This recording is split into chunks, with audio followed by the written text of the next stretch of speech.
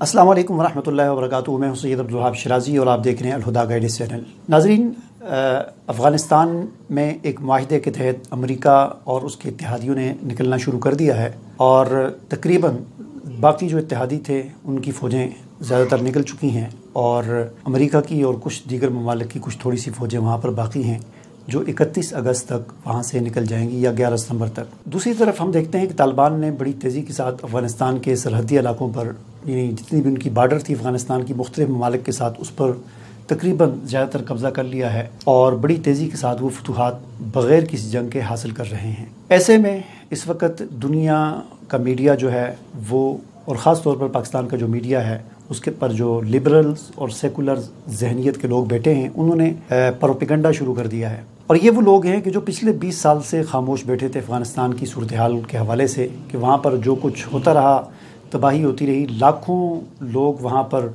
उन्होंने जाने दी, अफ़गान कौम के वहाँ पर बमबारी हुई, अमेरिका और उसके इत्तेहादियों ने की और हज़ारों लाखों लोग वहाँ पर कुर्बान हुए।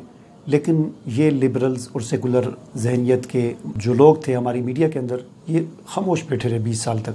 अब जबकि जिन लोगों ने लाखों अफ़गानों को कत्ल किया था वो फ़ौजें वहाँ से निकल रही हैं, तो इन लोगों को तकलीफ़ शुरू हो गई है और इन्होंने आकर वहाँ पर मीडिया पर शोर मचाना शुरू कर दिया है और वही घिसे पिटे सवालात और वही घिसा पिटा जो है प्रोपेगेंडा वो शुरू कर दिया है। चुनाचे कुछ लोग अपने आप को अफ़गान उमूर का माहिर तज्ज़ियाकार कहलवाते हैं और इस एतबार से उनकी शनाख्त और पहचान करवाई जाती है कि ये अफ़गान उमूर का बड़ा माहिर है और उससे तज्ज़िया करवाया जाता है। उनकी यानी महारत सिर्फ यही है कि उनको पश्तो ज़ुबान आती है, तो लिहाजा पठान होने की वजह से उनके साथ उन्हें अपने नाम के आगे माहिर अफ़गान उमूर का लाहिका जो है वो लगा दिया है। बहरहाल मुख्तलिफ़ किस्म के जो सवालात हैं उनमें से एक सवाल ये है, ये उठाया जा रहा है कि तालिबान को अवामी ताकत हासिल नहीं, अवामी हिमायत उनको हासिल नहीं। इसी तरह एक दूसरा सवाल ये उठाया जा रहा है कि तालिबान जो है वो अफ़गानिस्तान में जमहूरियत को कायम नहीं करेंगे।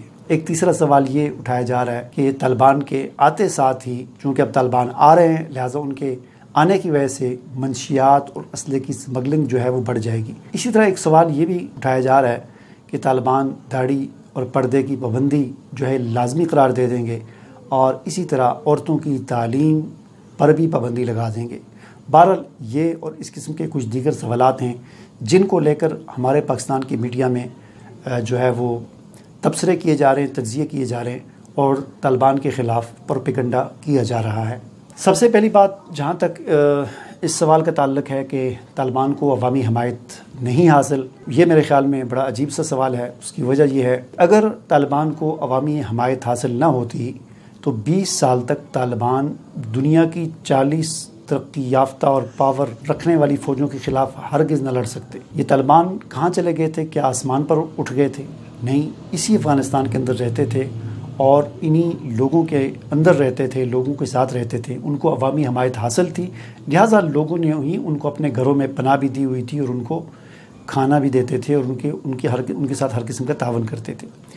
अगर अवामी हमायत हासिल ना हो तो किसी एक बंदे का भी कहीं छुपना मुश्किल हो जाता है, चे जाए कि लाखों की तादाद में तालिबान अफ़गानिस्तान के अंदर छुप जाएँ।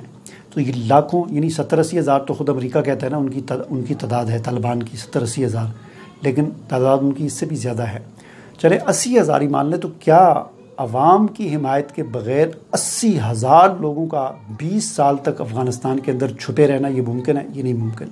और दूसरी बात ये कि जो ही अब अमेरिका गया है तो बग़ैर किसी लड़ाई के फ़ौरन जो इलाके ज़िले सूबे फ़तह हो रहे हैं। क्यों फ़तह हो रहे हैं? इसलिए फ़तह हो रहे हैं कि उनको अवाम की हमायत हासिल है और अमेरिकी फ़ौजों के निकलते साथ ही अवाम उनको वेलकम कर रहे हैं, खुशामदीद कह रहे हैं और बग़ैर किसी लड़ाई के इलाके फ़तह होते जा रहे हैं। जहाँ तक दूसरे सवाल का ताल्लुक़ है कि अफ़गानिस्तान में तालिबान जमहूरियत कायम नहीं करेंगे, तो ये बात दुरुस्त है। वजह यह है कि ज़ाहिर है तालिबान ने जितनी भी जदोजहद की है वो जमहूरियत के लिए नहीं की। उन्होंने जो कुर्बानियाँ दी हैं, उन्होंने जो खून बहाया है 20 साल तक, वो उन्होंने जमहूरियत के लिए नहीं की। ज़ाहिर है इंसान जिस मकसद के लिए करता है तो फिर वो उसी मकसद के हुसूल उसको अमली जामा भी पहनाता है। तो तालिबान ने तो कभी ये दावा ही नहीं किया जमहूरियत का। असल में ये एतराज़ वो लोग करते हैं जो अपने आप को मुसलमान तो कहलवाते हैं लेकिन इस्लामी निज़ाम और इस्लामी हुकूमत और इस्लामी क़वानीन से उनको नफ़रत है। लिहाजा वो चूँकि अपने आप को मुसलमान कहलाते हैं, लिहाजा वो अपनी ज़ुबान से ये नहीं कह सकते कि तालिबान इस्लामी हुकूमत कायम कर देंगे, लिहाजा उनको इस्लामी हुकूमत नहीं कायम करनी चाहिए। ये बात ज़ाहिर है वो नहीं कह सकते, तो इसलिए वो इस बात को एक और अंदाज से यूँ कहते हैं कि जी तालिबान जमहूरियत कायम नहीं करेंगे।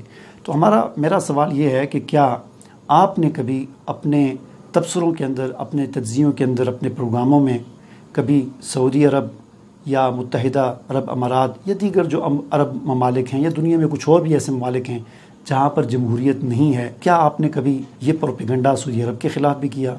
कभी आपने अरब अमारात के ख़िलाफ़ भी ये प्रोपेगेंडा किया, इस तरह के प्रोग्राम किए कि जी सऊदी अरब में जमहूरियत नहीं है तो उनको जमहूरियत लानी चाहिए? तो ये प्रोपेगेंडा जब आप वहाँ नहीं करते, क्यों नहीं करते? इसलिए नहीं करते कि भाई वो उनका मुल्क है, उनकी आवाम है और वो जैसे चाहेंगे अपना निज़ाम रखेंगे, लाएंगे। तो अफ़गानिस्तान की भी आवाम को ये हक़ मिलना चाहिए कि वो अपने मुल्क में अपनी मर्ज़ी से जो निज़ाम लाना चाहते हैं वो लाएँ। इसी तरह एक और एतराज़ ये किया जाता है कि जी अफ़गानिस्तान में तालिबान के आने से मंशियात और असले की स्मगलिंग बढ़ जाएगी। मेरे ख़्याल में ये एतराज़ वो शख्स तो कर सकता है, यानी अफ़गान उमूर का माहिर तज्ज़ियाकार, वो वाला माहिर तज्ज़ियाकार तो ये एतराज़ कर सकता है जो 2001 के बाद पैदा हुआ हो। लेकिन जो 2001 से पहले पैदा हुआ है और उसने अफ़गान तालिबान का जो 25 साल पहले का जो पुराना दौर हुकूमत है वो जिसने देखा है, तो वो ये एतराज़ नहीं कर सकता। इसलिए नहीं कर सकता कि अफ़गान तालिबान ने अपने पिछले 5 साल दौर हुकूमत में इन दोनों चीज़ों पर ऐसी पाबंदी लगाई थी कि दुनिया भी हैरान थी। हत्ता कि अक़वाम मुत्तहिदा का जो सेक्रेटरी जनरल था उसने बारहा अपने बयानात में ये बात, मुझे भी याद है, मैंने भी अखबारात में पढ़ा, बारहा उसने ये बात कही कि हमारे तालिबान से इख्तिलाफ़ात अपनी जगह पर, लेकिन हम इस बात को मानते हैं कि तालिबान ने वाक़ईतन अफ़गानिस्तान से मंशियात का ख़त्म कर दिया है और अफ़गानिस्तान में पोस्ट की जो काश्त थी उसको ज़ीरो कर दिया, यानी 1% 2% नहीं, बिल्कुल ज़ीरो कर दिया। और ये कैसे हुआ? तालिबान के जो मुल्ला उमर थे उन्होंने सिर्फ एक हुक्म दिया कि आज के बाद पोस्ट की काश्त बिल्कुल ख़त्म, पूरे अफ़गानिस्तान से पोस्ट की काश्त जो है उस वक़्त तक ख़त्म रही जब तक तालिबान की हुकूमत थी।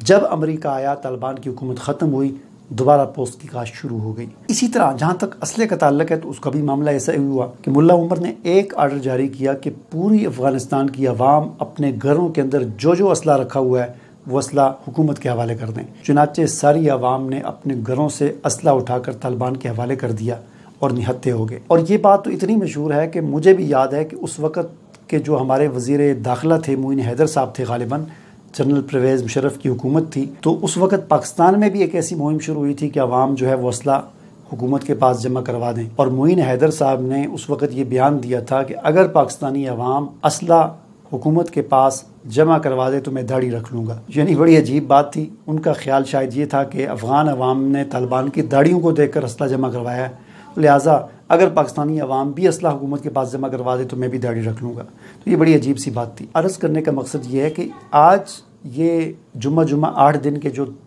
तज्ज़ियाकार हैं, अफ़गान उमूर के माहिर जो बने गए हैं, महज इस वजह से कि उनके नाम के साथ खान लगा हुआ है या साफ़ी लगा हुआ है, पश्तो ज़ुबान उनको आती है और इस पश्तो ज़ुबान आने की वजह से वो समझते हैं कि हम अफ़गान उमूर के माहिर तज्ज़ियाकार हैं।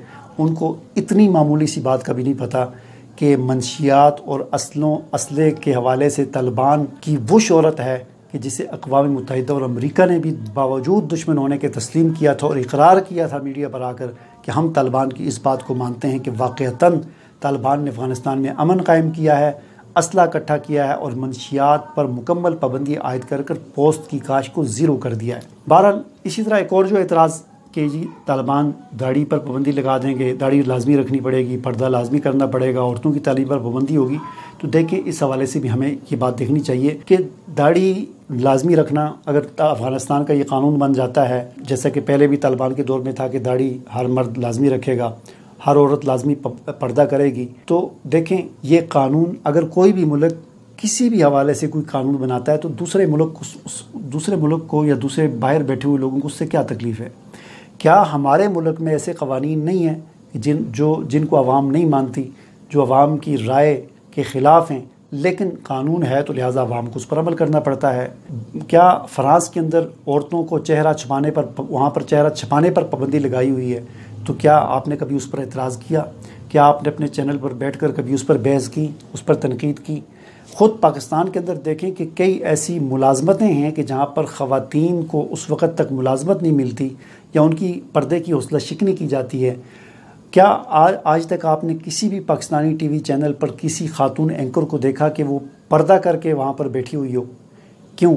इसलिए नहीं कि एंकर सिर्फ वो औरतें ही सलाहियत रखती हैं कि जो पर्दा नहीं करती, बल्कि वजह यह है कि हमारे टीवी चैनल्स या इस किस्म के जितने भी इदारे होते हैं वहाँ पर ऐसी औरत के लिए कोई गुंजाइश ही नहीं है। यानी उनका ये कानून है कि कोई औरत एंकर उस वक़्त तक नहीं बन सकती जब तक वो नंगी यानी बेपर्दा ना हो जाए, ठीक है ना।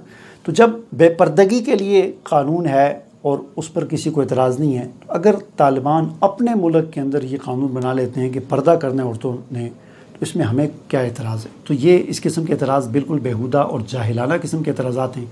और जहाँ तक ताल्लुक़ है औरतों की तालीम का, तो अफ़गानिस्तान में तालिबान ने ना पहले उस पर पाबंदी लगाई थी, हाँ उन्होंने इख्तिलात यानी मर्द और औरत का मखलूत जो माहौल है उस पर पाबंदी लगाई थी कि औरतें पर्दा करें और मुलाजमत भी कर सकती हैं जहाँ पर उनकी ज़रूरत है, जैसे अस्पताल हैं और इस किस्म के जो इदारे होते हैं जहाँ पर औरतों की ज़रूरत होती है, तो वहाँ पर उस वक्त भी औरतें मुलाजमत करती रही और आइंदे भी करती रहेंगी।